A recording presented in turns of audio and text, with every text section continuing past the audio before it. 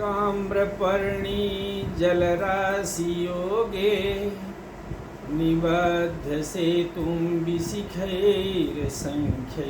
श्रीरामचन्द्रेण समर्पितं तं रामेश्वराख्यं शरणं प्रपद्ये रामेश्वराख्यं नियतं नमामि। ओम नमः शिवाय। रविवार से रविवार 8वां दिन है। 8वें दिन पड़ता है रविवार। अगर आज बीत गया तो 8वें दिन आएगा रविवार। और 8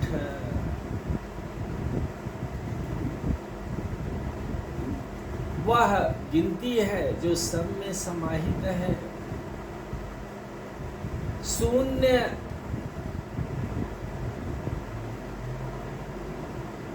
में प्रवेश करने के लिए शून्य है रविवार। और पहली गिनती जब शुरू करते हैं तो राम में प्रवेश करने के लिए गिनती शुभारंभ होती है राम से। राम अजर अमर है। प्रभु सोई राम की अपर को जाहि जपत त्रिपुरारी। भगवान भोलेनाथ जिनको जपते हैं वे राम सब में रमे हुए हैं, जन जन में रमे हुए हैं राम। और जन जन मानते हैं राम को। आर्यावर्त में अपनी जिंदगी के अनुभव से अनुमान है कि आर्यावर्त में शीघ्रातिशीघ्र राम दरबार यत्र तत्र लगने वाला ही है। रामेश्वरम जो भगवान रामचंद्र जी समर्पित किए हैं, वह रामेश्वरम भगवान 1997 में गृहस्थ धर्म में स्वयं जब आए हैं तो 96 के समय में 96 बीतने वाला था कि उसी समय अपने से बड़े माता पिता प्रत्यक्ष थे नहीं। अतः कोई भी बड़ा कहेगा तभी विवाह गृहस्थ धर्म में बंधेंगे। और संजोग बस क्षेत्र के वैद्य जी रास्ते में मार्ग में चलते हुए साइकिल से चलते हुए आदेश वैसे अपने मन में आई बात उनके कि हाँ अब पंडित जी आप विवाह कर लीजिए। अतः उनसे आशीर्वाद लिए कि ठीक है, यदि आप श्रेष्ठ बन करके आशीर्वाद देने के लिए यज्ञ मंडप में पहुंचने का वादा करते हैं तो हम विवाह के लिए प्रयास करना चाहेंगे। और आज ही रामेश्वरम जाने के लिए हम अपने टिकट की व्यवस्था करते हैं। और फिर टिकट बम्बई की प्राप्त हो पाई पैसे के अभाव में, लेकिन बम्बई से बंगलौर और बंगलौर से रामेश्वरम पहुंच गए।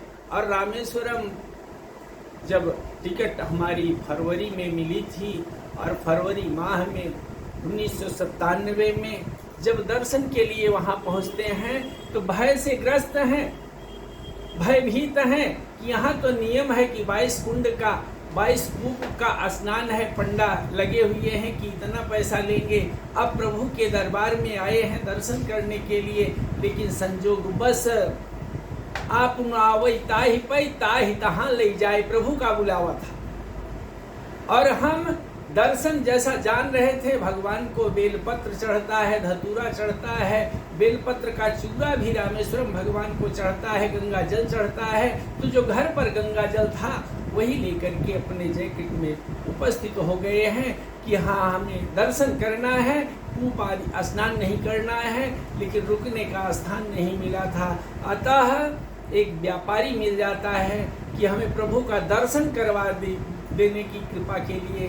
तब वह व्यापारी अपने एक साथ किसी को लेकर के सवेरे सवेरे प्रातः 5 बजे वह दर्शन करने के लिए उनसे लालायित हैं। हम तैयार हो चुके हैं, शालिग्राम को अपने स्नान आदि करवा करके उन्हें छोड़ चुके हैं। जैकेट में भगवान को चढ़ाने के लिए सामग्री रखे हैं, लेकिन 6 बजे तब दर्शन पहुंच पाते हैं। वहां मंदिर में कोई नहीं है, केवल गेरुआ वस्त्रधारी पुजारी ही उपस्थित हैं वहां, और व्यापारी सीधे पहुंच जाता है।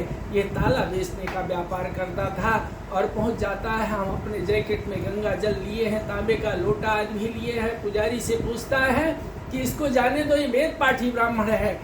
लेकिन संजोगवश वह व्यापार भगवान की कृपा कि पुजारी मना करते हैं, लेकिन व्यापारी उन्हीं की भाषा में जब वार्ता करता है कि जाने दो इनको, वेद पाठी ब्राह्मण है, तो वो व्यापारी संकेत करता है। हम नीचे बैठ करके भगवान के सामने पहुंच जाते हैं और ज्योतिर्लिंग जो रामेश्वराख्यम नियतम नमामि शरण प्रपद्ये, भगवान के पास जाने के लिए आतुर थे, दिखाई नहीं पड़ रहे हैं। भगवान के पास वहाँ दीपक भी जल रहा है, लेकिन बिजली चली जाती है और जो भी जेब में था भगवान के ऊपर चढ़ाने लगे। गंगा जल निकाल करके उनके ऊपर चढ़ाए और लोटा भी उन्हीं शिवलिंग के ऊपर ही रख देते हैं।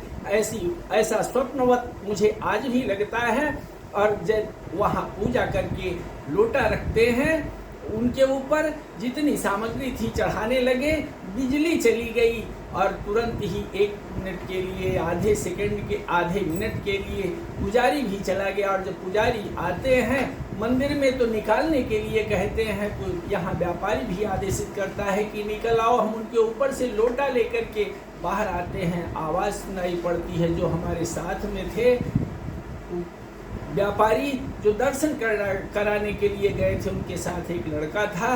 वो भगवान को दिखाता है कि इतने दिन हम यहाँ रामेश्वरम आते रहे, लेकिन ऐसे स्वरूप का दर्शन कभी नहीं हुआ।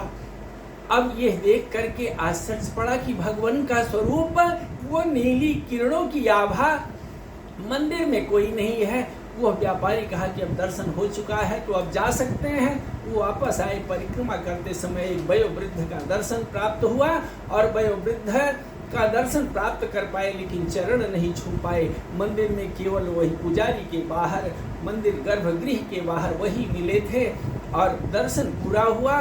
और वहाँ भगवान की पूजा की, वहाँ से लौट करके आए हैं कि 3 मार्च को लौटे हैं। 7 मार्च को अभिषेक करवाना था, रुद्राभिषेक 11 की संख्या में लघुरुद्री सुल्तानपुर जनपद में अपने पड़ोस में, लेकिन वही विवाह के लिए धारणा बन गई और निश्चित हुआ। 9 मार्च को शादी भी निश्चित हो गई। तो रामेश्वराख्यम नियतम नामा, रामेश्वरम भगवान की कृपा। आज 2022 में 25 किलोमीटर जहाँ शिवलिंग बना है, शिवलिंग स्थापित हैं, वहाँ रामेश्वरम जो समुद्र के मध्य में टापू है, टापू पावनम स्टेशन के बाद रामेश्वरम स्टेशन मिलता है। और केवल एक ही ज्योतिर्लिंग हनुमान जी का बगल में पीछे मंदिर भी बंद रहता है, वही एक ही ज्योतिर्लिंग, और पूरे टापू पर कहीं भी शिवलिंग का दर्शन भी नहीं कर पाए थे कि 2022 में 25 किलोमीटर दूर एक सड़क निकली है जो समुद्र के बीच में गई है। वहां राम सेतु का दर्शन करने के लिए अवसर प्राप्त हुआ। इस बार 2022 में अपने 6 साथियों के साथ हम रामेश्वरम दर्शन किए। वयोवृद्ध ठीक है, गांव से भी गए थे एक साथ में, लेकिन मस्तिष्क शून्य हुआ। तो शून्य राम की कृपा में हुआ। अतः अपनी जिंदगी के अनुभवों से यह अनुमान है कि यत्र तत्र, जैसे अब तहसील दिवस लग रहा है, राम मंदिर शालिग्राम शिला, राम भगवान शालिग्राम शिला नेपाल से आ चुकी है। जनक जी के यहाँ से जानकी सीता मैया आई हैं अयोध्या में।